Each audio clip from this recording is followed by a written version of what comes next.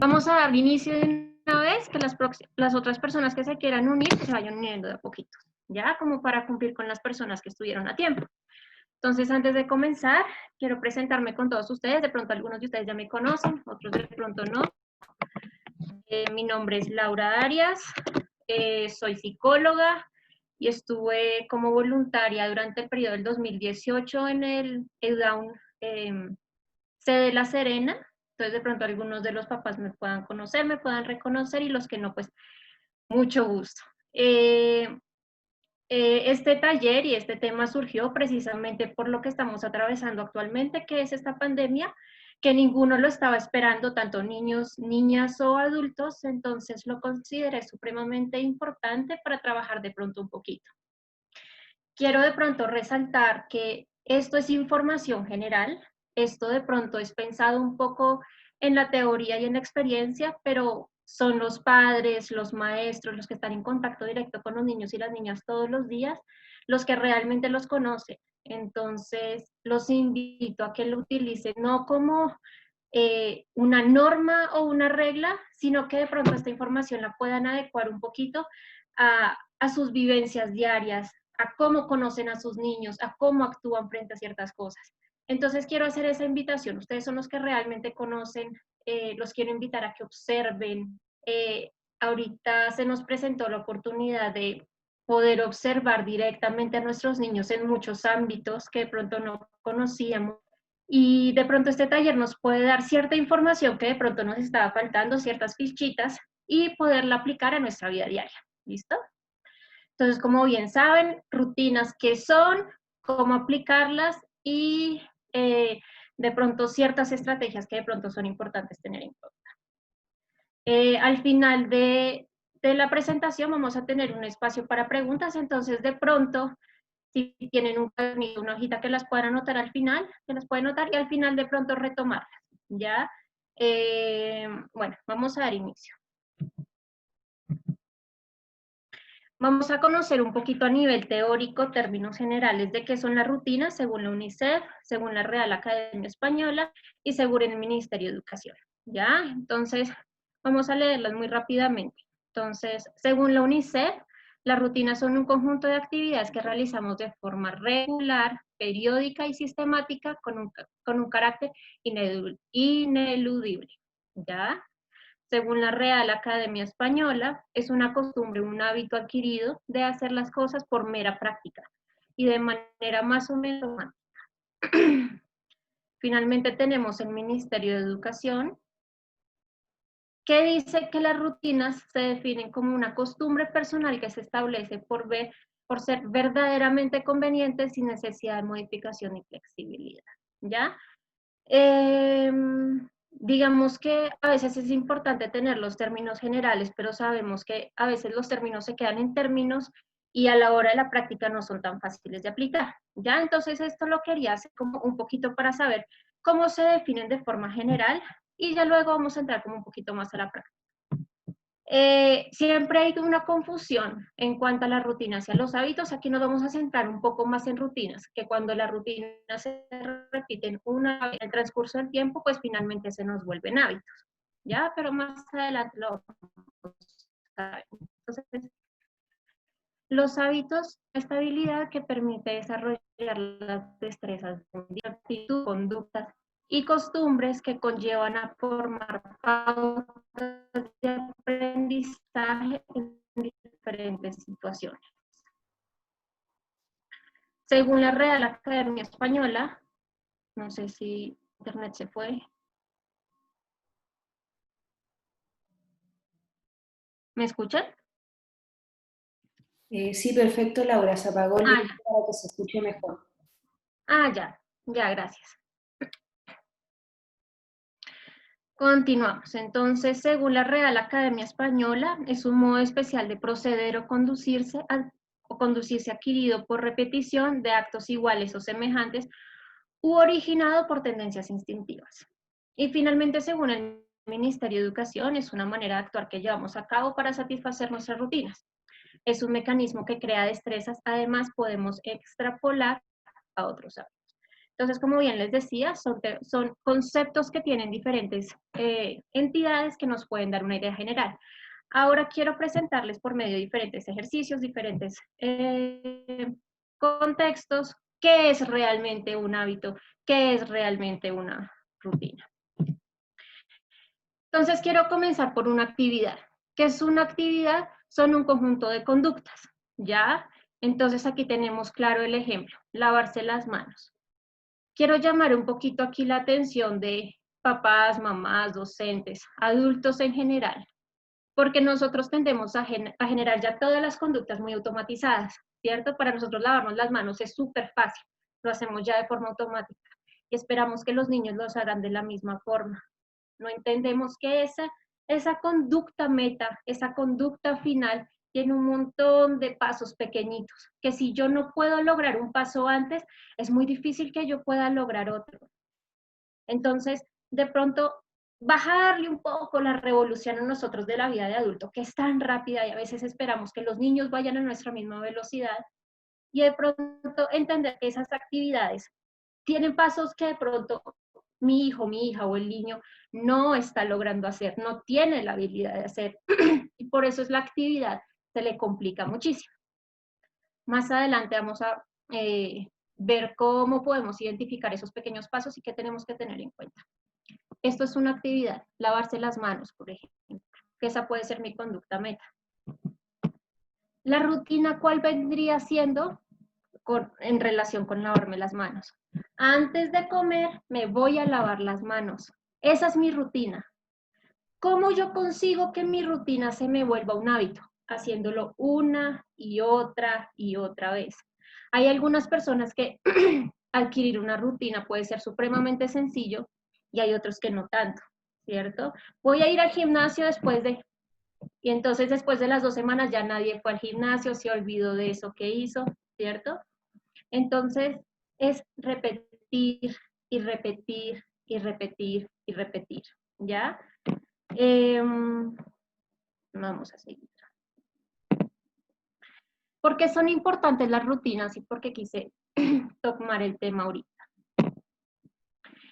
Se ha descubierto a partir de diferentes investigaciones que las rutinas influyen en el desarrollo emocional, cognitivo y social de los niños y las niñas. ¿Listo? El que yo pueda tener una rutina a mí me permite predecir el contexto. ¿Qué es lo que va a pasar después? Ah, voy a comer, entonces me tengo que lavar las manos. ¿Listo? Como yo empiezo a tener cierto control sobre el contexto, sobre lo que está pasando, empiezo a tener mucha más autonomía. ¿Y qué me da la autonomía? Me da seguridad. Mi autoestima empieza a subir, porque yo ya no dependo de lo que papá y mamá me digan, sino que yo soy capaz de tomar mis decisiones y a partir de esas decisiones empezar a modificar los diferentes aspectos de mi vida. Ayudan a los niños y a las niñas a comprender las expectativas de su ambiente y reducen la frecuencia de problemas de comportamiento. Entonces volvemos a lo mismo.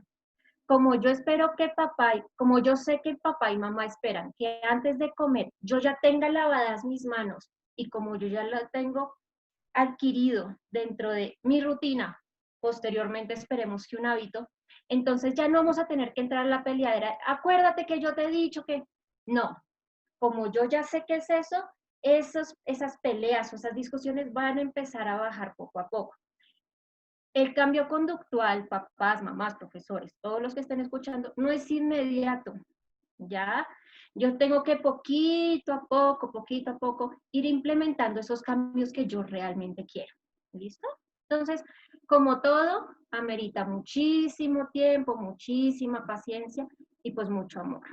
¿Listo? Como bien les decía, promueve la autoestima en los niños, porque en la medida que ellos saben qué tienen que hacer, entonces empiezo a generar mucha más independencia. Contribuyen a que los niños y las niñas adquieran progresivamente la noción del paso del tiempo. Primero hago esto, luego hago esto y luego hago esto. ¿Listo? Entonces el tiempo ya deja de ser lineal como tal, ya todo no deja de pasar al mismo tiempo, sino que cada cosa lleva su tiempo.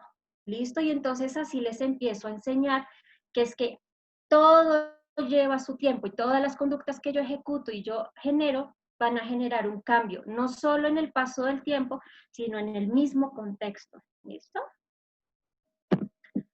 Y contribuyen a la reducción de ansiedad porque anticipan a los niños de qué va a pasar, de qué es lo que va a pasar dentro de mi contexto. Entonces, si se dan cuenta, los beneficios de tener una rutina es supremamente beneficiosa. Y quiero llamar de pronto un poquito la atención de, no es solo beneficiosa para los niños y las niñas, claro. Aquí el punto central es los niños y las niñas, pero recordemos que nosotros somos modelos conductuales y nosotros no podemos esperar que los niños y las niñas tengan rutinas cuando nosotros tenemos los días totalmente desordenados. Nosotros debemos promover desde nuestro propio ejemplo, ¿ya? Entonces, si yo empiezo a organizar mi día, a tener las cosas según las necesidades, según las prioridades que tengo que hacer, que no tengo que hacer, que es importante o que no, en esa medida los niños van a empezar a observar y va a ser mucho más fácil para mí como padre o madre implementar las rutinas dentro de mi hogar. ¿Listo? Entonces ahí como para que tengamos en cuenta. Según el COVID, ¿listo? Entonces nos llegó esta pandemia a todos de sorpresa, seguramente padres y madres han tenido sus reacciones emocionales, que también es normal, la incertidumbre, el que va a pasar, el no estaba preparado para esto, y en los niños también puede tener diferentes reacciones, por ejemplo, es normal que los niños y las niñas sientan ansiedad, miedos o que tengan dudas. Si nosotros como adultos que podemos entender mucho mejor la situación, sentimos estos tipos de emociones, imagínense los niños que no logran entender el máximo qué es lo que está realmente pasando, porque de repente iba al colegio y ya no, porque de repente podía salir y de repente ya no, ¿listo? Entonces ponernos de pronto un poquito y rescatar un poquito esa empatía de, claro, es que de pronto está más reactivo, de pronto se siente más ansioso, ¿listo? Otro que podemos descubrir es la desorganización de las estructuras a los que estaban acostumbrados. Esto nos ha pasado a todos. Los niños antes iban al colegio, ya no van al colegio. Esto nosotros antes íbamos a trabajar y de repente todo se desorganizó. Por eso es tan importante organizar. Aumento de la energía. Los niños antes salían, venían, tenían actividad, tenían que ir al EduDown, tenían que... Ya no. Entonces toda esa energía dentro del hogar se empieza a acumular. Entonces empiezan a subirse y a bajarse de cosas, empiezan a lanzar cosas. Esto es normal que pueda empezar a pasar. Seguramente muchos de ustedes se están sintiendo totalmente identificados con esta situación. Otros de pronto dicen, no, pues la verdad es que no. Recordemos que todos los niños y las niñas son diferentes y pues no todos van a reaccionar iguales. La irritabilidad, como también les decía, es súper común en este momento. ¿Ya? Dificultades de sueño, que los niños estén durmiendo más, que estén durmiendo menos. El hecho también que se haya desorganizado, entonces antes tenían como tenemos que madrugar, nos tenemos que acostar a esta hora, pero entonces de pronto los niños ahora están durmiendo hasta más tarde, se están acostando hasta más tarde, entonces esto también está generando ciertos cambios a nivel de esas estructuras en los hábitos de sueño, en los hábitos de limpieza. Falta o aumento del apetito. ¿Listo? Eso también puede... ya. Entonces, si se dan cuenta, bueno, recalcar que todos somos distintos, pero seguramente nosotros también hemos atravesado por alguna de estas cosas, algunas de estas características. ¿Por qué me gusta tanto llevarlos a pensar eso? Porque desde ahí empieza la empatía, ¿ya? Yo no puedo esperar que mi niño esté tranquilo, se sienta sin miedo, cuando yo internamente estoy ansioso, internamente estoy a la expectativa, internamente no sé qué va a pasar. Entonces, de pronto, entender muchas veces que eso que yo estoy atravesando, seguramente mi hijo también lo está atravesando y de pronto en formas que él no sabe manejar. ¿Listo? Eso es según las reacciones por posible COVID.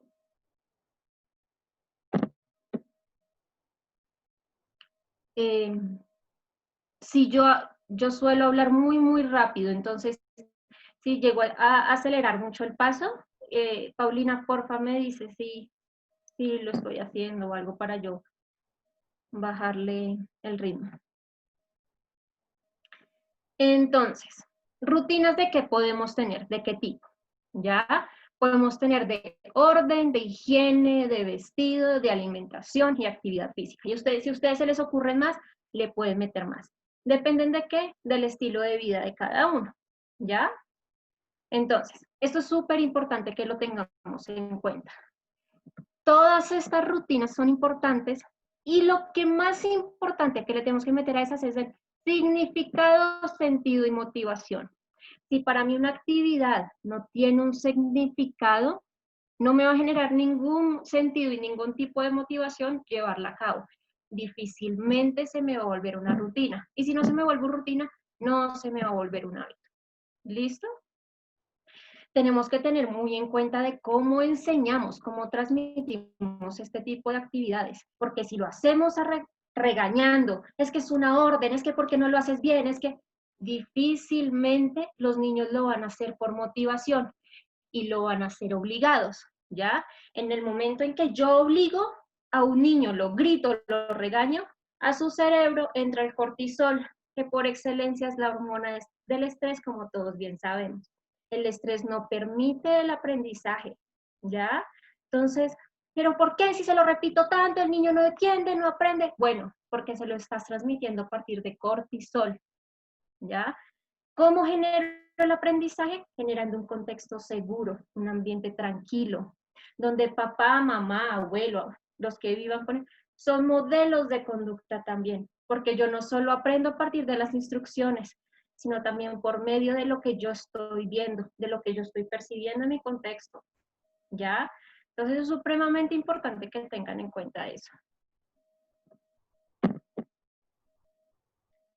Entonces aquí, esto es algo súper típico que estamos encontrando ahorita en todos lados para prevenir el COVID, ¿cierto? Entonces, ¿cómo lavarnos las manos adecuadamente? Si ustedes se dan cuenta, lavarnos las manos no es simplemente es primero, tengo que abrir la llave, segundo, son estos pasos pequeñitos que nosotros llamamos la conducta meta. En este caso, la conducta meta es lavarse las manos, que se divide en diferentes pasos o fragmentos que me facilitan la comprensión y la adecuada realización, ¿cierto? A mí me gusta mucho comparar con cuando nosotros estamos aprendiendo a manejar. A nosotros no nos dicen, ya, dale, avanza. No, a nosotros nos dicen, revisaste los espejos, encendiste el auto, metiste el clutch, todos estos pequeñitos pasos. Yo no puedo empezar a arrancar cuando yo no he revisado espejos. Mi hijo no puede abrir la llave cuando ni siquiera tiene agarre, ¿ya? Entonces esto es súper, súper, súper importante que lo tengamos en cuenta. En rutina de alimentación, ¿qué podemos tener, por ejemplo? Utilización de cubiertos, pelar la fruta con la mano, abrir y cerrar recipientes, beber en vaso, servirse la comida y el agua, utilizar la servilleta, recoger la mesa y los elementos utilizados. A veces decimos, es que yo no sé cómo hacerlo desde casa, es que yo no tengo los elementos que en el colegio tienen. Si se dan cuenta, tenemos muchísimas herramientas para lograrlo. En casa tenemos un montón de estrategias que podemos utilizar día a día, ¿listo? Es importante que incluyamos a los niños en las actividades del día a día. A los niños de por sí les gusta ayudar. Puedo hacer esto, pueden que ayuden, ¿cierto? Incluyámoslos, invitémoslos a que participen con nosotros. Si se dan cuenta, esto son cosas del día a día. Y aunque suene supremamente básico, generan en los niños no solo aprendizaje motor, no solo aprendizaje cognitivo, pero a nivel emocional es súper importante porque le estoy diciendo a los niños, tú eres capaz, tú eres importante en esta casa, tú puedes hacerlo. Y de paso, ¿qué estamos haciendo? Promoviendo la autonomía de los mismos. ¿Listo? Entonces esto es súper, súper, súper importante en todos los aspectos de los niños. En actividad física, el equilibrio, la coordinación, el estiramiento, ¿listo? El tender una cama, por ejemplo, obliga a los niños que coordinen brazos, que coordinen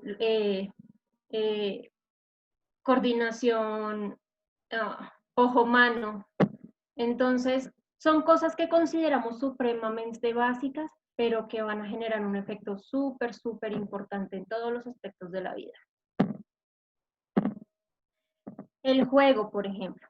En el juego que desarrollamos, pero quiero promover acá, de pronto no yo siempre le digo a mis papás, con los que he trabajado, no sean los papás que llevan al niño al parque y vaya y mire a ver qué hace. No, úntense, tírense al piso con ellos, salten, suban, bajen, porque ustedes son los modelos principales. En la medida que ustedes lo hagan, le van a dar seguridad al niño. Pero si el niño está trepándose a algo, pero ¿será que sí? ¿Será que?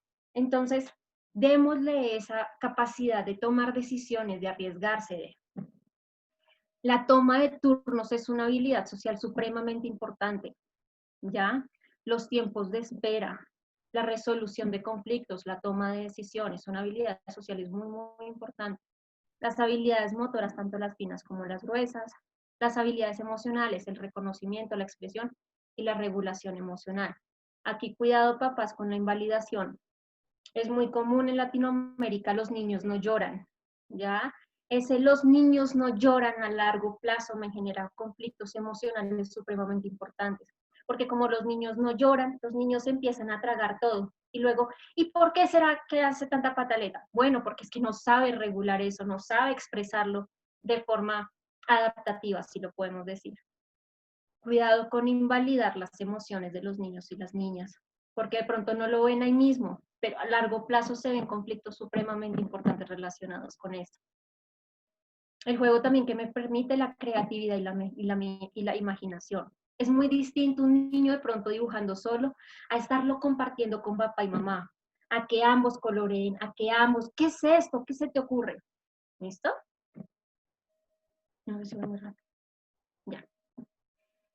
En cuanto al vestido, calzarse y descalzarse, quitarse y ponerse los calcetines, la chaqueta, la ropa de abrigo, abrocharse y desabrocharse los botones, subirse y bajarse la cremallera, atarse los cordones de las zapatillas. Muchas veces por eso comencé diciéndoles, bajémosles un poquito a esa velocidad que de adultos llevamos, ¿listo? Pero entonces el niño está intentando lo mejor que puede a atarse los cordones. No, tú no sabes, muestra, yo te lo hago. ¿Qué le estoy diciendo? Tú no eres capaz. El niño estaba dando lo mejor de sí para lograrlo. Y el que entendió a partir de, no, es que yo no soy capaz. Y luego decimos, pero ¿por qué mi hijo no hace eso? ¿Pero por qué mi hijo? ¿Ya? Porque es que yo no le he dado la posibilidad de hacerlo, yo no le he dado el tiempo que él necesita de pronto para desarrollarse eso. ¿Listo? ¿Cómo nosotros logramos algo? Nosotros aquí en Colombia tenemos el dicho de la práctica hacia el maestro. No sé si de pronto en otros países lo tengan. Pero en la medida en que los niños lo intentan, y yo lo que hago, yo lo refuerzo, yo lo felicito. ¿No fue perfecto? A mí no me importa. Se acercó, lo intentó, eso se lo refuerzo. El que va a hacer, va a continuar, ¿cierto? Porque toda conducta que yo refuerce se mantendrá en el tiempo y aumentará su presencia. ¿Listo? Pero si yo en cambio le digo, tú no sabes hacer esto, dame acá, ¿qué voy a hacer? El niño va a creerse eso, primero, yo no soy capaz, y segundo, no va a volver a ejecutar la conducta. Entonces va a ser mucho más difícil que la conducta aparezca. ¿Ya? Ya, quiero hablar un poquito de los electrodomésticos, que a mí no me parecen malos, y eso lo dejo, pues, para cada uno, ¿ya? Hay estudios de todo tipo que dicen ciertos rangos de tiempo según las edades. La mayoría dice que máximo 1 hora, ¿ya? Los electrodomésticos son buenos y los niños tienen que aprenderlos a usar. Electrodomésticos, me refiero a celular, tablet, todo este tipo de elementos. Son buenos cuando los sabemos aprovechar, ¿cierto? Porque hay un montón de videos educativos, los niños pueden aprender un montón de lenguaje con ellos. Pero recordemos que los niños, cuando están pequeños, por ejemplo, dependiendo también de cada niño, aprenden más que todo con el tacto. ¿cierto? Por eso es importante llevarlos al parque, por eso es importante que sientan la arena, por eso es importante que ellos piquen, por eso todo lo que hemos hablado. ¿Cuál es uno de los problemas a nivel sensorial que estamos teniendo ahorita en estos tiempos? Que la estimulación principal a nivel táctil está viniendo de esto, del celular, del iPad, del todo esto. Entonces, como yo solo estoy recibiendo información por acá, todas las otras partes del cuerpo que también tienen para recibir información, se me están perdiendo, ¿ya? Entonces, por eso es importante todo esto que hemos hablado, todo lo que hemos hablado, si ustedes se dan cuenta, es información táctil, toda, absolutamente toda.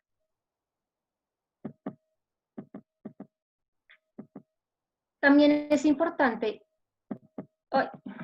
qué tipo de elementos estamos viendo, qué tipo de elementos estamos promoviendo, dejando ver a los niños. Porque nosotros no somos los únicos modelos conductuales. Los principales en este momento, sí, porque están la mayor parte con nosotros.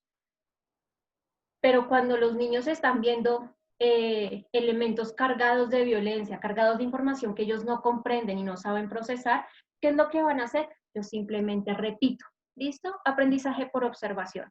Entonces, si yo lo único que hago es, está bien, ve y miras, pero yo no controlo lo que está viendo, yo no estoy para explicarle qué está bien, qué está mal, qué se puede hacer y qué tal no, que tal vez no se puede hacer.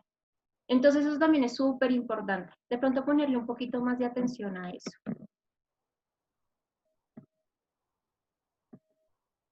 En higiene, lavado de dientes, manos, cara, cuerpo, cepillarse el cabello, tender la cama, manejo de la menstruación en las niñas. ¿Listo? Que las niñas comprendan qué es ese proceso, qué es lo que está pasando. Evitar el relacionarlo con algo malo, con algo que no es conveniente, porque en la medida en que nosotros lo veamos así, ellos también lo van a empezar a relacionar así. Entonces, seguramente no van a tener una higiene sana de sí mismas y consigo mismas, precisamente porque mamá y papá de pronto lo ven como algo negativo. ¿Ya? Entonces tenemos que promover que comprendan qué es eso, que comprendan cuáles son los cambios. Hablemos de la sexualidad abiertamente. El hablar sobre las partes del cuerpo con los nombres que son, previene el abuso sexual, familias, ¿ya? Entonces, hablemosles con los nombres que son, no les pongamos otros nombres, no les pongamos otras cosas, hablemosles como son, contémosles por qué es que de repente les sale el vello, por qué es que de repente cambian la voz, porque hablemos de esto abiertamente, en la medida en que nosotros hablemos abiertamente de esto, vamos a evitar líos, vamos a evitar abuso, vamos a evitar muchas cosas con cambios muy pequeñitos, que de nuevo tenemos que ir hacia adentro, hacia cambios de nosotros mismos, para que eso sea lo que le transmitamos a ellos. ¿Ya? Bueno, con el orden, tender la cama, organizar los juguetes, poner la mesa, lavar la fruta y los vegetales, limpiar, barrer, trapear, sacar ropa limpia de la ropa sucia. Aquí, por ejemplo, si mi hijo ya sabe lavar las frutas, por ejemplo, ahora vamos a categorizarlas. Vamos a poner aquí las frutas rojas y vamos a poner aquí las frutas verdes, ¿ya? Entonces ya ahí no solo le estoy enseñando a categorizar, sino colores. ¿Cuántas frutas hay? 1, 2, 3, ¿ya? Entonces a partir de algo muy pequeño, yo puedo aprovecharlo al máximo y puedo generar muchísimo aprendizaje a partir de algo que yo genero todos los días. El tender la cama, organizar la cama. Es que como no le queda perfecto, yo se lo hago. No importa que no quede perfecto, la práctica hacia el maestro de nuevo. En la medida en que lo haga 1, 2, 3 veces, cada vez va a estar mejor. ¿Ya?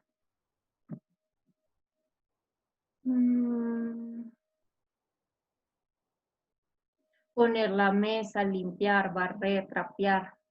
Todo eso son cosas muy básicas. Y que no solo les va a enseñar orden, no solo, sino también un montón de cosas indispensables para promover la autonomía a largo plazo. ¿Cómo enseñamos una rutina? ¿Cómo empezamos a implementar una rutina dentro de las actividades de la vida diaria? Vamos a identificar la rutina.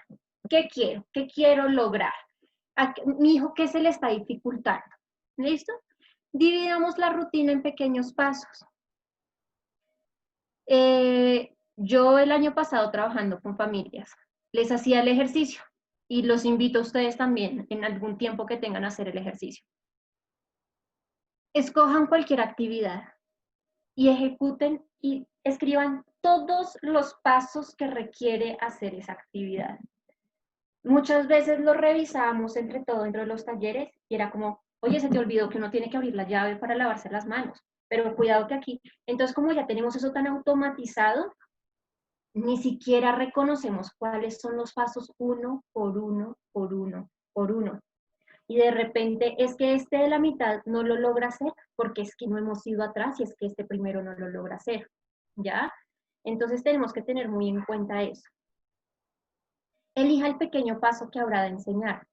Entonces, vamos a empezar por este. ¿Listo? Ahí es cuando los llevo a la reflexión. Escogí esta actividad. ¿La habilidad seleccionada es demasiado fácil? ¿Existe algún paso diferente que deba ser objetivizado o relacionado antes? ¿La habilidad seleccionada es demasiado difícil, demasiado fácil? ¿Puede el niño o niña realizarla de manera práctica, con poca ayuda o incluso sin ayuda? Son pequeñas cosas que tenemos que empezar a entrenarnos para volvernos más expertos en observar. ¿Listo?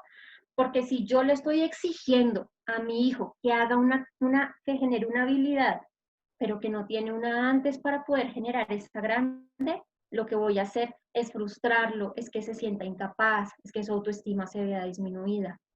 Y lo que hago si ya es demasiado fácil y yo me quedo ahí, se va a desmotivar, ¿listo? Porque entonces la actividad se me va a volver demasiado fácil. Por eso les decía, listo, su hijo ya categoriza eso, ahora cuéntelas, ahora que las seque, ahora que las ponga en lugares específicos, en sitios más pequeños para generar un poco más. Entonces, siempre ir observando y generando como estos diferentes tipos de pasos que puedo hacer, o de pronto, si de pronto lo que necesito es devolverme un poco. ¿Listo? Ahí nos toca observar. Ahora ustedes están 24/7 con sus hijos, qué mejor oportunidad para aprenderlos a conocer de la mejor manera, identificar como, es que mi hijo no lograba hacer esto porque no logra hacer esto antes. Entonces, de pronto, revisar un poquito eso. A tener en cuenta, los niños y las niñas no pueden aprender todos los pasos al mismo tiempo. ¿Listo? Además que se van a aburrir, se van a saturar y no van a querer ni siquiera, no van a querer saber nada con la actividad. Tener eso muy en cuenta. Algunos pasos van a ser más desafiantes que otros. Muchas veces para nosotros algo es supremamente fácil y para ellos es muy difícil. Nosotros decimos, no, eso se le va a complicar y de repente lo hacen muy rápido. Entonces, a partir de la observación es que yo empiezo a diferenciar y a identificar qué es realmente eso que mi hijo sabe, que no sabe hacer, en qué puedo exigirle un poco más, en qué puedo exigirle menos. Tendrá que practicar un paso muchas veces antes de que el niño pueda hacerlo solo. Como bien decía, la práctica hacia el maestro. Y eso no nos pasa solo a los niños y a las niñas, sino también a nosotros. Nosotros tenemos que sacar el auto, que se nos pare una vez, y el susto y la ansiedad, hasta que finalmente lo hacemos casi de forma automática. ¿Listo? Entonces, realmente, observen ustedes cómo aprenden actividades que son nuevas. Y en la medida en que ustedes digan, sí, de pronto esto, entonces esa empatía hacia ese proceso de aprendizaje de los niños y las niñas seguramente va a mejorar. La creación de un horario como forma para fortalecer la rutina es supremamente conveniente. ¿Qué es un horario? Es un conjunto de conductas organizadas de manera funcional. ¿Listo? El horario no es una norma para todos los hogares porque todos los hogares son diferentes, pero sí se recomiendan ciertas cosas. Primero, que la creación de un horario no sea algo impuesto por papá y mamá, eso tiene que ser así. No, la creación puede ser entre todos. Entonces yo siempre invito a las familias compren colores, marcadores, en Colombia lo llamamos escarcha, estas cositas brillantes que se pegan. ¿Por qué? Porque en la medida en que el niño participa en la creación de su horario, va a ser mucho más fácil que lo cumpla. Cuando a mí me imponen algo, si yo entender, porque es que eso llegó de repente, porque me están pidiendo que yo haga eso, difícilmente lo voy a cumplir. Entonces, incluyan a los niños, invítenlos, vamos a hacer esto, vamos a hacer actividad. ¿Qué le dibujamos? Los dibujos son súper importantes porque son mucho más visuales, son mucho más llamativos. Y en la medida en que son ya más llamativos, yo los voy a seguir y comprender mucho más fácil. ¿Listo? De nuevo, yo les digo a las familias, los horarios del hogar no son únicamente para los niños y las niñas. ¿Listo? Ahí hablaba también un poquito, digamos, de las reglas del hogar, que muchas veces cuando se está en la mesa no come. Cuando se está en la mesa no se habla por celular. Entonces el niño no tiene derecho a estar con el celular, pero papá y mamá están en el celular. ¿Listo? Tenemos que ser absolutamente coherentes, porque yo no puedo esperar que el niño haga algo cuando yo no lo hago. Yo no puedo generar un aprendizaje en él cuando yo ni siquiera se lo estoy enseñando por medio de mis conductas. ¿Listo? El modelo de conducta es supremamente importante. Aquí de nuevo recalco un poco lo de la televisión, porque mamá y papá son los únicos modelos de conducta, sino que la televisión también lo es, los videos también lo son, los videojuegos también lo son. Tener mucho cuidado, yo no digo que lo prohíban, pero que sí tengamos un manejo consciente del mismo, un control del mismo de alguna forma.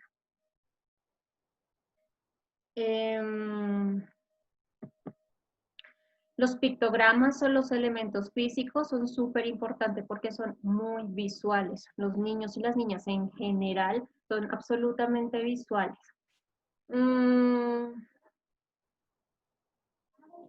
Se me olvidaba también contarles. Digamos que cuando yo estoy viendo en una pantalla, a mí me pueden estar hablando de qué es un marcador, qué es un bolígrafo, no sé cómo lo llaman, un esfero, un lapicero, no sé. Y yo lo puedo estar viendo, pero es muy diferente yo generar la experiencia tocando el esfero, mirándolo, sintiéndolo, ¿ya? Dándole vueltas. Es que esto genera un cambio en el espacio, es que esto genera un cambio en el tiempo, ¿ya? No es la misma, no es el mismo aprendizaje que se genera cuando yo simplemente lo veo y lo escucho, que cuando yo lo siento, que cuando yo lo vivo directamente. ¿Listo?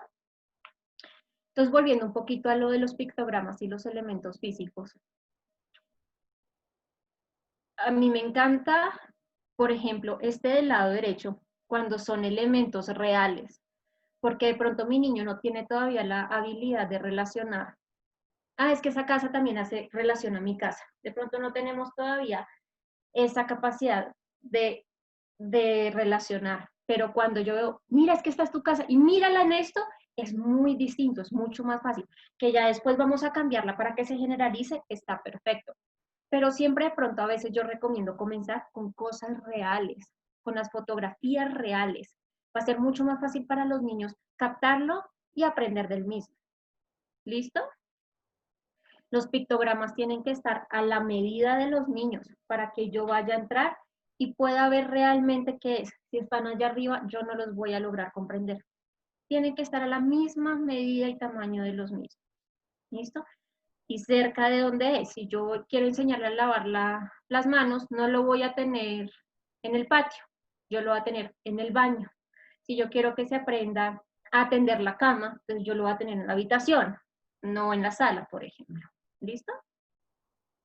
Esto es, digamos que amerita un trabajo por parte de papá y mamá o las personas con las que vivan los niños, pero, y depende también del niño, no todos los niños les sirven los pictogramas, pero es una ayuda importante. Los pictogramas idealmente no son para toda la vida, no se vuelvan que si no están los pictogramas no saben. No, en la medida en que mi hijo ya empieza a comprender cómo es la actividad realmente por medio de los pictogramas, yo empiezo a quitar algunos, ¿ya? Empiezo a quitar algunos de los que no son de pronto tan importantes y los podemos llamar así para que finalmente yo ya no tenga pictogramas y el niño por mera repetición, por hábito, ya lo genera automáticamente. ¿Listo? Vamos a hablar un poquito de la comunicación. Es muy importante colocarse enfrente del niño a la misma altura, ¿ya? Es muy distinto cuando yo hablo así, miro al niño hacia abajo, que cuando yo lo miro a los ojos. Porque recuerden que la comunicación no es solo lo que yo digo, sino que comunicación también es contacto visual, también es mi lenguaje no verbal, también es mi postura. ¿Listo? Si yo estoy parado mirando al niño hacia abajo, ¿qué le estoy haciendo? Lo estoy intimidando. Ahí corto totalmente comunicación. El niño de nuevo va a reaccionar por puro cortisol y no porque está en un ambiente sano. ¿Ya? Ya. Planifique utilizar un lenguaje que esté al nivel del niño o de la niña. Evite utilizar palabras mal dichas. Si mi hijo y mi hija no es muy grande, no tiene un lenguaje tan amplio, evitemos dar discursos, ¿ya? Porque se van a quedar en la quinta, sexta, séptima palabra, si son más chiquiticos, la primera, la segunda, y listo, ¿ya?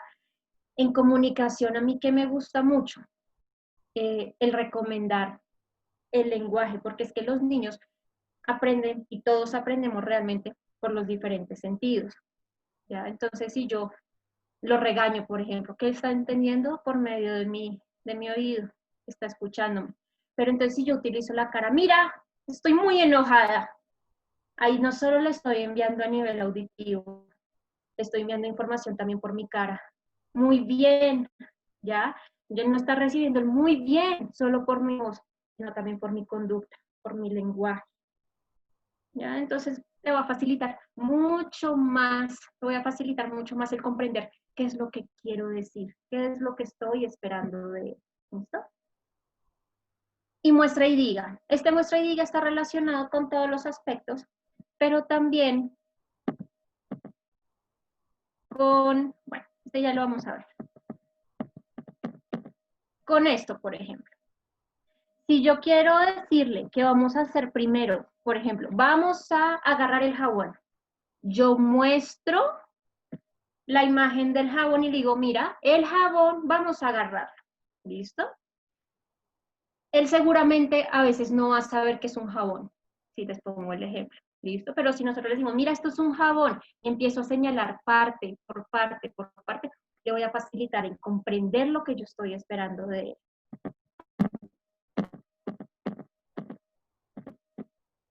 Del espacio para que se comunique y haga las pausas correspondientes. Entonces, lo mismo que les decía hace un momento. Esperamos que el niño reaccione inmediatamente a mis instrucciones, a lo que está pasando, pero yo no le doy el tiempo de que él reciba la información, lo procese, busque la respuesta y la ejecute. No, yo espero que como nosotros estamos acostumbrados a reaccionar, ellos también reaccionen. Entonces, cuando el niño iba a reaccionar, le dije, ay, no es que tú no sabes, ven, yo te lo hago. No le doy el tiempo de que ejecute respuesta y no le doy el tiempo de que ejecute conducta.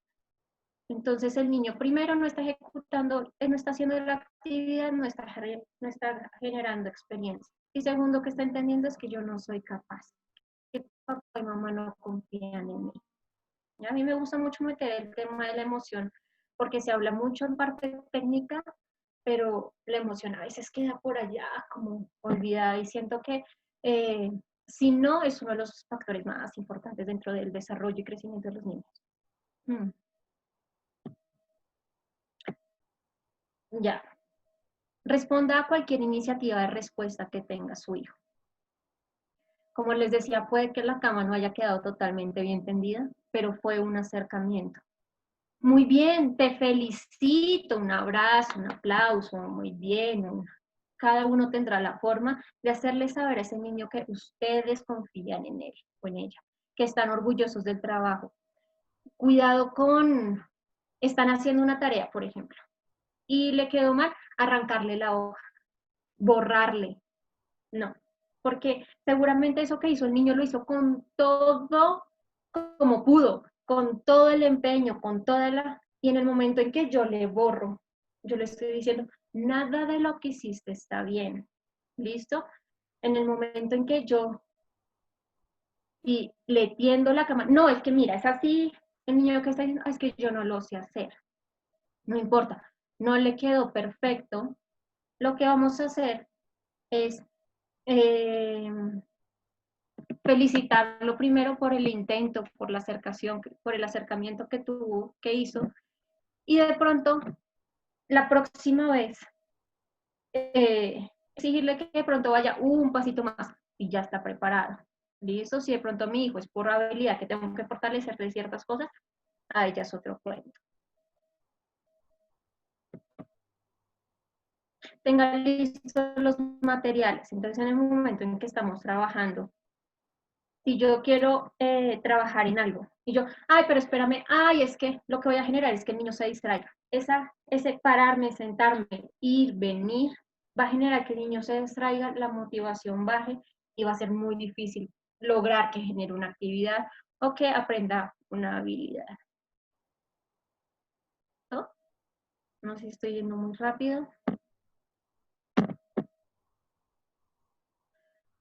Esto es muy importante, tener en cuenta el nivel del desarrollo que tiene cada niño o niña. Evitemos comparar, ¿listo? Cada niño o niña tiene ciertas habilidades y ciertas dificultades como todos nosotros. No todos somos excelentes para el arte, no todos somos excelentes para la matemática, y conociendo a nuestros hijos es que vamos a poder identificar eso, ¿ya? Cuidado con comparar con hermanos, con primos. Es que él sí puede, tú, ¿por qué no? ¿Ya? Porque eso a nivel emocional genera daños súper importantes. Y no queremos eso, queremos en lugar de eso reforzar lo que mi hijo es bueno, en qué es bueno, qué puedo fortalecer más en él, en qué está medio flojo, en cómo lo puedo ayudar para que fortalezca esa área. Y aquí tener muy en cuenta y mucho cuidado con sobreexigir o exigir poco. Era lo mismo que habíamos hablado antes. Si yo sobreexijo, voy a generar mucho estrés en los niños. Y de pronto si sobreexijo y el niño no puede, es porque hay algo que no ha logrado antes y que no puede llegar ahí sin esa habilidad. Y exigir poco, no, pobrecito, es que no es capaz. He tenido papás que me dicen, pero es que usted no se da cuenta que es que él no puede. Papás, no pueden, pues que no los hemos dejado intentar, pues que no les hemos permitido desarrollar esa habilidad. Hay dificultades, las hay. Todos tenemos dificultades para generar ciertas conductas, pero si yo no me expongo y yo no genero esa actividad, aunque no me salga la primera vez bien, yo nunca la voy a poder realizar. Démosles el espacio para que logren hacer eso. ¿Listo? Entonces, es que pobrecito, no. Si nosotros ahorita les decimos pobrecitos, pero el día de mañana nosotros no estamos y la sociedad no les va a decir pobrecitos, ¿ya? Entonces tenemos que generar que ellos sean lo suficientemente capaces de defenderse, por lo menos en las cosas, ¿cierto? ¿Y qué estamos en este momento? Estamos en el mejor momento para empezar a fortalecer esas habilidades. De nuevo, tengan en cuenta cada uno dentro de su casa el nivel de desarrollo de cada niño, ¿no? Permanezca activo en la rutina. Entonces, no es que al comienzo va a ser muy bueno que yo como modelo de conducta, si quiero que se empiece a lavar la boca, por ejemplo, yo también empezarlo a hacer. Mira, así agarramos y ahora ya que no sea el niño solo intentando descifrar cómo es que es eso, cómo es que se hace, sino que con mi ejemplo yo le voy a enseñar. A veces los niños de pronto necesitan un poco de ayuda para saber cómo se hacen, pero poquito a poco vamos alejando esa ayuda para que finalmente ellos lo hagan por sí solos. Ya, refuerzo de la aproximación de la conducta meta, de nuevo, refuerzos. ¿Listo? Y como les decía, muy bien, el muy bien, un golpe en el cuerpo, tanto que me entre por el oído, que me entre visual, que de pronto físico, que es la sensación del tacto. Entonces, ustedes determinan, cada uno determina cuál es el que les sirve, con cuál se siente cómodo, cuál funciona, cuál no funciona. El cambio de una actividad a otra. Hay unos niños que con el cambio de una actividad se frustran inmediatamente. Es muy difícil a veces esos cambios. ¿Pero qué podemos hacer? Cuando cuente 0, vamos a cambiar de actividad. Bueno, entonces me ayudas a contar. 3, 2, 1. ¿Listo? ¿Qué me permite eso? Que el niño pueda anticipar. No me lo van a cortar de un momento a otro si estaba haciendo esto porque de repente ya no esto. Ellos no pueden entender muchas veces eso, ¿ya? Pero si yo le digo, vamos a cambiar la actividad en 3, 2, entonces yo le meto sonido y le meto juego, va a ser mucho más fácil que ellos hagan esa transición. ¿Listo? Otro que podemos utilizar es el reloj o el cronómetro. Si los niños ya están implementando, por ejemplo, la hora, los números, el tiempo, utilicemos estas herramientas para también fortalecer esos aspectos. ¿Listo? Entonces, cuando este palito esté acá, esto va a pasar. Cuando este número llegue a 0, esto va a pasar. Que los niños puedan predecir qué es lo que va a pasar dentro de su contexto, que no sea algo que se les sale. ¿Qué nos pasó a nosotros en la pandemia? Todo se nos salió de las manos. Fue de un momento a otro que nos tuvimos que quedar encerrados, ¿cierto? No queremos eso, no queremos que eso se genere cada que vamos a cambiar de actividad. Entonces, esto podemos utilizar el contar de 3 a 0, reforzar con herramientas como reloj o cronómetro. Si tenemos, digamos, ya nuestro tablero con todas nuestras rutinas, entonces, ahorita estamos haciendo eso. Muéstrame cuál estamos haciendo. Y luego, ¿cuál sigue? Algunos niños van a tener dificultad, vamos a tener que generar más apoyo, otros ya lo van a hacer automáticamente. Entonces, ya estamos en este. Ahora, ¿cuál sigue? Este. Muy bien. Darle el tiempo para que él también sea el que tome la iniciativa de señalar. Y entonces en las actividades ya realizadas aplique un refuerzo. ¿Listo? Entonces, por ejemplo, el año pasado tuve una mamá que sacó las fotos, las pegó en un tablero que con imán, cada foto tenía su imán en un tablero que se podían pegar con imán. Y cada vez que terminaba una al lado, le ponía una foto como esta pulgar arriba, para decirle, muy bien, terminamos esa. La siguiente, muy bien, ahora ¿cuál sigue? Le ponemos la mano. Sirve mucho que los niños le pongan la mano, porque se vuelve un motivante para ellos, un reforzador súper poderoso. En cuanto a las tareas en la casa, ¿ya? Seguramente hay muchos papás teniendo dificultades. ¿Cómo siento a mi hijo para que haga las tareas? ¿Cómo lo logro? Bueno, comencemos reduciendo estímulos. ¿Qué significa reducir estímulos?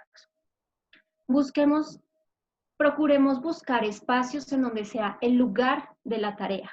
¿Para qué? Para que el niño relacione ese espacio con el hecho de ejecutar una tarea. ¿Listo?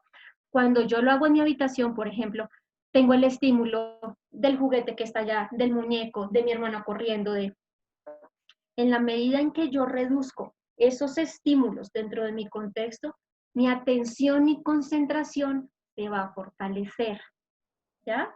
Porque entonces mi atención y concentración no se tiene que dividir en todo eso, sino que se tiene que dividir en la tarea, punto.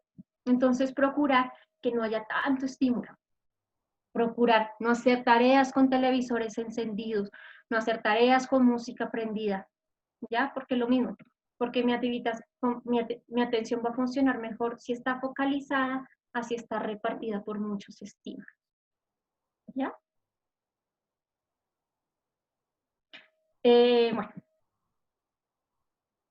vamos a promover un ambiente propicio para el aprendizaje. Digamos que esto no lo teníamos de pronto muy en cuenta porque el aprendizaje más que todo era el colegio, y ahorita en la casa de pronto no tenemos el espacio, no tenemos los elementos para generar como este ambiente tan propicio, pero ¿qué podemos implementar y tener en cuenta?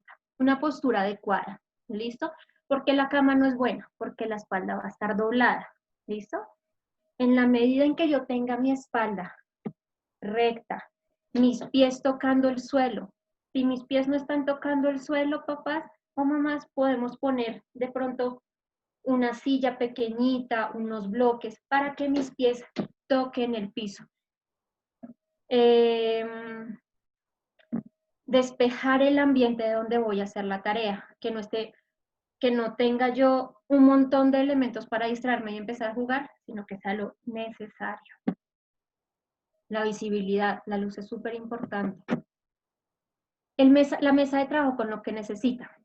Reducir cantidad de lápices, colores, cuadernos, gomas. A veces tenemos niños que haciendo tarea tienen todos los colores del arco iris sobre la mesa, todo tipo de borrador, todo tipo. No, necesitamos que sean menos para que lo necesario, para evitar este tipo de distractores que me pueden generar dificultad en el momento de hacer la tarea. Buena iluminación y ventilación. ¿Ya? Necesidades básicas satisfechas. Un niño no va a responder bien cognitivamente o conductualmente si tiene hambre, sueño, si está enfermo. ¿Ya? Primero tenemos que asegurarnos de que todas las necesidades básicas estén satisfechas para después exigir a nivel conductual y a nivel cognitivo. ¿Ya? A todos nos pasa que después de almorzar nos da sueño, nos da cansancio, entonces de pronto evitar un poco estas horas. ¿Qué podemos promover en ese espacio? De pronto algún movimiento, algún estiramiento, ¿para qué? Para reactivar un poco otra vez el cuerpo. Evitar hacer tareas o actividades cuando el niño está en pijama o despierto o recién despierto. Es importante que los niños se duchen, se bañen, se vistan, ¿ya? No solo para promover hábitos de higiene, sino porque también esto me da una especie de incentivo a nivel cognitivo para poder llevar a cabo correctamente las tareas. Evitar hacer las tareas sobre la cama o la habitación. Buscar un espacio exclusivo para realizar las tareas y el estudio. Esto ya lo había tocado un poquito antes. Promover cada 15 o 20 minutos pausas activas que le permitan al niño o niña descansar. ¿Cuáles son las pausas activas? Por ejemplo, beber agua, realizar estiramientos, ejercicios de estiramientos e ir al baño, ¿ya? Esto depende mucho de la atención de cada niño o niña. Yo no puedo esperar que si mi hijo o hija no tiene todavía la habilidad de estar totalmente concentrado en una tarea, espere que ya está totalmente concentrado media hora. No, tenemos que ir por aproximaciones sucesivas, poquito a poquito. Cada vez le exijo un poco más, un poco más, un poco más. ¿Qué me permite? Y se los pongo a ustedes, nosotros tampoco, muchos de nosotros no podemos permanecer tiempos extensos generando una actividad, que a nosotros a veces se nos dificultan, a los niños también. De 15 a 20 minutos es un estimado. Ustedes observen, hay niños que duran más, hay niños que duran menos. Les toca jugar de observadores y determinar más o menos ahí cómo se puede lograr. Pero algunas de esas actividades son las que nos pueden servir de pronto para que el niño se despeje y vuelva a concentrarse y generar atención. Cuidemos las emociones y la motivación, ¿ya? Entonces evitar comparar a los niños y a las niñas con otras personas. Gritar o descalificar el trabajo. Borrar o arrancar las hojas que tengan trabajo de los niños y niñas. También ya lo habíamos hablado un poco. Golpear o lanzar objetos que generen miedo o ansiedad. Recordemos que cuando se genera miedo o ansiedad dentro del contexto, se genera cortisol a nivel cerebral. El cortisol no permite el aprendizaje porque genera un bloqueo. El cortisol lo que hace es que en el momento en que entra, me dice, corre, huye, escóndete, porque eso es lo que necesitamos para supervivencia. Pero si está totalmente activo siempre, a mí no me permite, se los voy a poner como un ejemplo. Cuando nosotros estábamos, por ejemplo, en los tiempos de la caverna y nos aparecía un diente de sable, se nos activaba el cortisol. Súper importante. ¿Por qué? Porque toda la sangre se iba para las extremidades. Porque en ese momento no era momento de pensar qué me estaba enseñando la vida o cuál era el aprendizaje que tenía que rescatar. No, a mí me decían, corre, sálvate, escóndete, huye. es lo mismo que pasa. En el momento en que nosotros le gritamos a los niños, lanzamos objetos, golpeamos la mesa, se genera inmediatamente el cortisol, porque por evolución tenemos que sobrevivir, ¿ya? Entonces, si nosotros hacemos eso, no le está yendo sangre al cerebro para, dale, aprende, concéntrate. No, está diciendo quieto, o huye, o escapa, ¿listo? Entonces, evitar de pronto estas cosas para no generar que se active de esta forma y generar realmente aprendizaje. Decir cosas como no está bien, tú no puedes, no lo sabes hacer. Este tipo de cosas simplemente genera desmotivación y baja autoestima en los niños. Entonces, hablemos en positivo. Hay muchos papás, no hagas, no tires, no muevas, no. Tan raro porque será que me han dicho muchos padres, es que mi hijo solo dice no. ¿Cuál es la palabra que usted más dice en casa, papá y mamá? No. Ya, ustedes son modelos de conducta. ¿Listo? Cambiemos eso. No lo hagas, no corras. Quieto, sentado, ¿ya? No grites, silencio, ¿ya? Bueno, los invito a que se sienten, a que pongan atención cuáles son esas palabras que ustedes repiten con tanto no, intenten cambiarlas. Parece fácil, pero no lo es. Entonces yo muchas veces que les recomiendo a las familias con las que trabajo conducta, ponernos en las paredes y tachar, y ponerlo en varios lados. ¿Por qué? Porque estamos tan automatizados a decir el no porque sí, porque no, que lo hacemos automáticamente. Entonces, en la medida en que yo tengo recuerdos por mi casa de cuidado con el no, cambiarlo por un positivo, los niños van a empezar a cambiar de conducta. ¿Ya? Entonces, eso se los recomiendo. Esas son estrategias que me han servido mucho y no solo promueven a nivel de conducta, sino también emocional.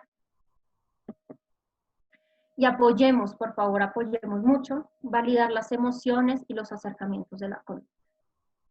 ¿Ya? Bueno, muchas gracias, espero no haber hablado muy rápido, haber sido súper clara con todos los ejemplos. Estos son algunas de las referencias bibliográficas y las referencias de las imágenes, como por derechos de autor.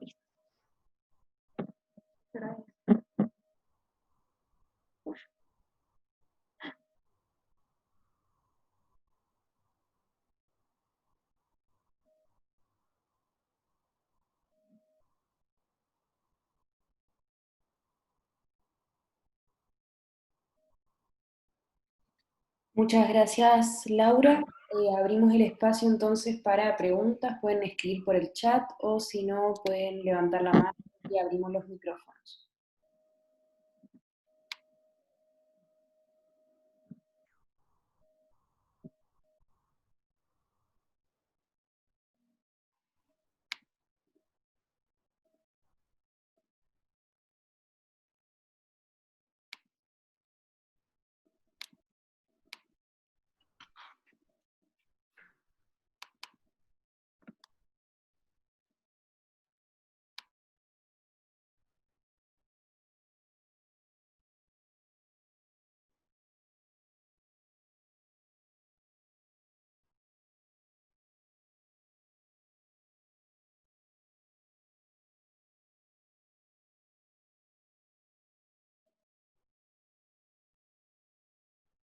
Laura, tenemos la primera pregunta. ¿Cuál sería tu recomendación para establecer rutinas de niños y niñas de 1 año de edad? Uy.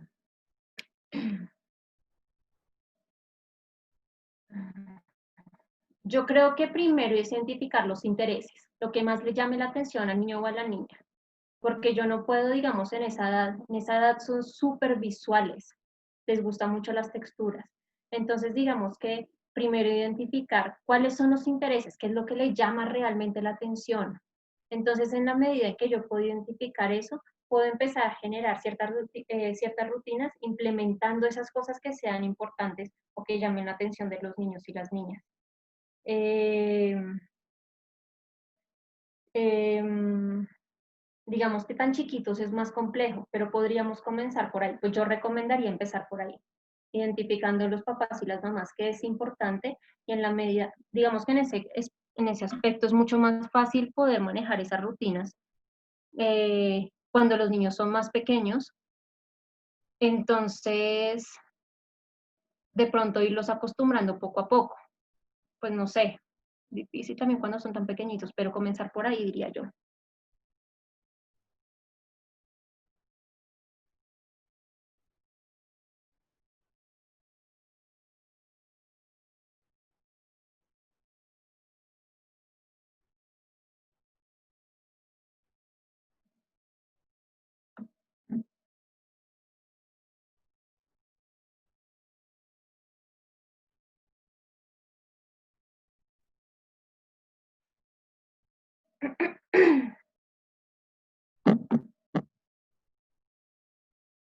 Si no hay más preguntas, cerramos. Te damos muchas gracias, Laura. Le recordamos que esta charla la vamos a subir al canal de YouTube de EduDown, EduDown Videos, y en caso de que les surjan más adelante preguntas, las pueden dejar como comentarios en el canal de YouTube.